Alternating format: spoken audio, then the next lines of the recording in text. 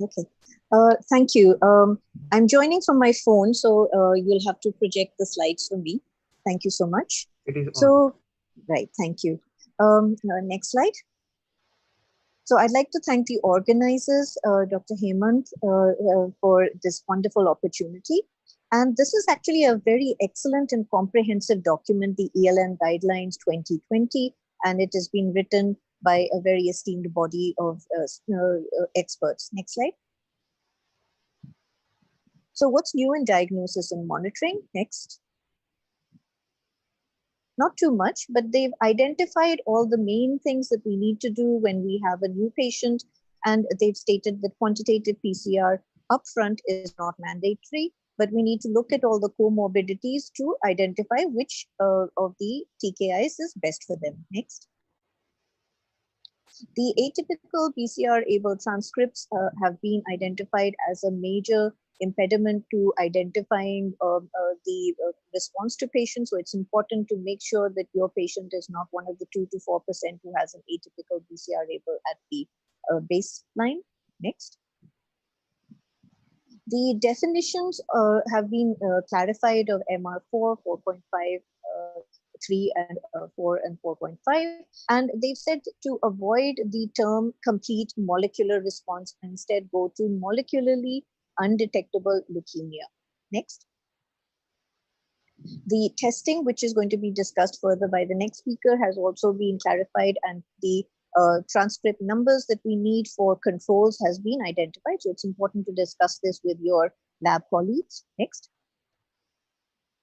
And it's clarified the way that we are supposed to monitor responses. And it said even in patients after MMR, we should continue the 3-monthly monitoring. And it's classified where cytogenetics is important and where it may be avoided. Next.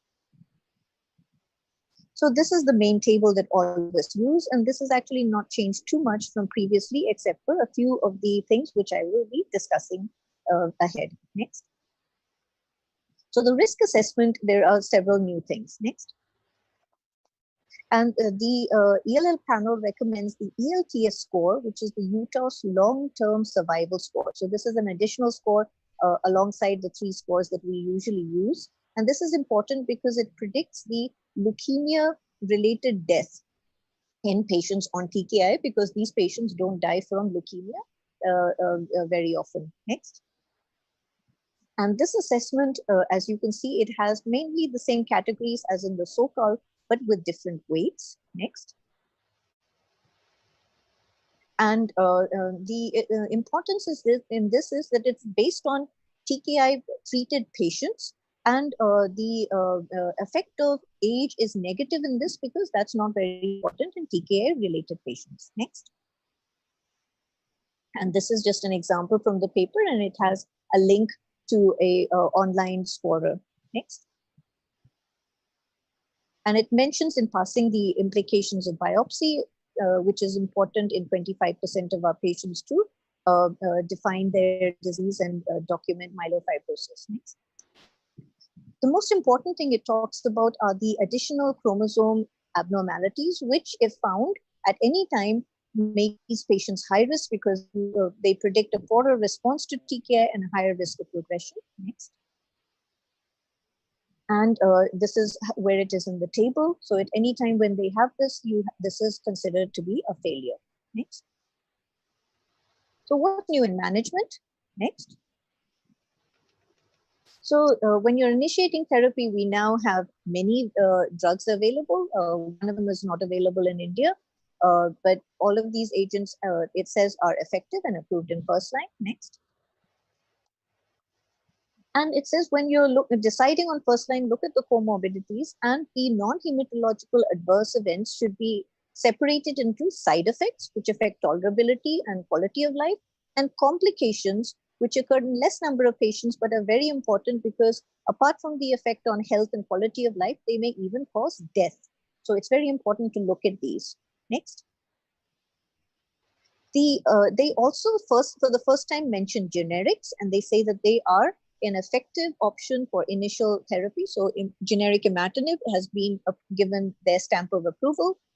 And it says to look at the lifelong costs when you are deciding about going for a drug that will give you a sustained deep molecular response, because then you can offer TFR to these patients. Next.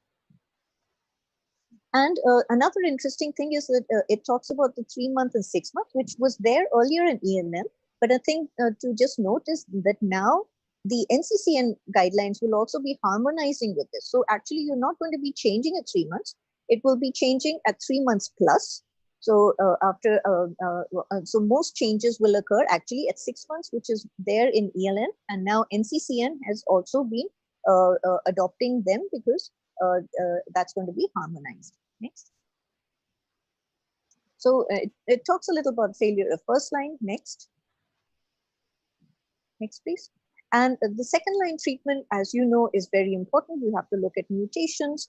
And one thing that I thought was interesting was that even in the absence of alternatives, it says that TKI should be considered in chronic patients who don't achieve the cytogenetic response, because they can still have some survival advantage. So again, this was something that we were doing and practicing, but now what the practice that we had when we didn't have alternatives is now also being covered in this. Next.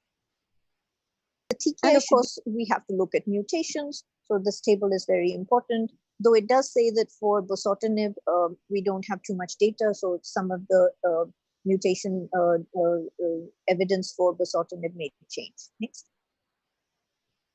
So treatment beyond second line it says that we can't really come up with third and fourth and fifth line treatment that can't be formalized.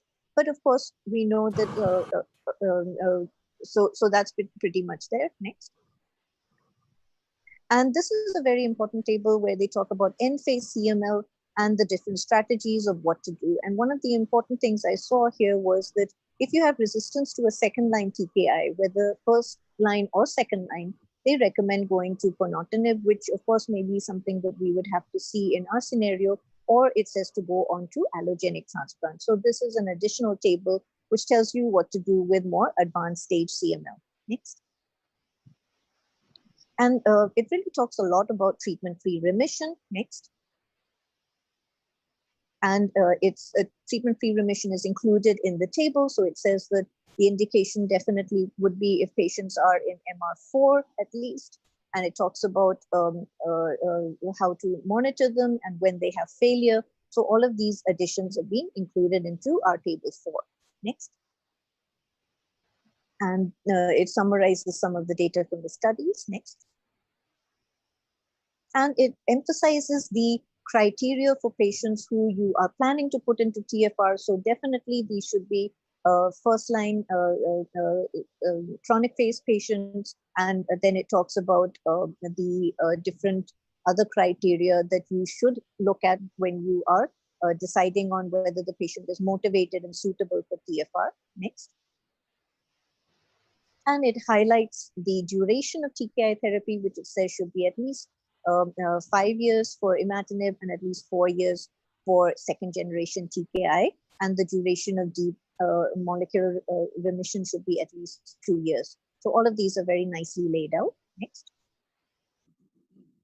And it defines operational cure, which we had read about in some different papers. And this is different from resistance.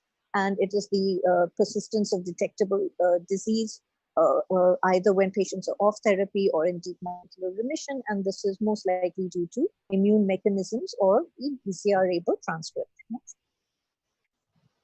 And to summarize, this is a really comprehensive table. It gives a lot of information on different scenarios and guidance beyond first-line therapy, and a lot of information on TFR. So a very good document and very useful for all of us. Thank you. Thank you. Thank you very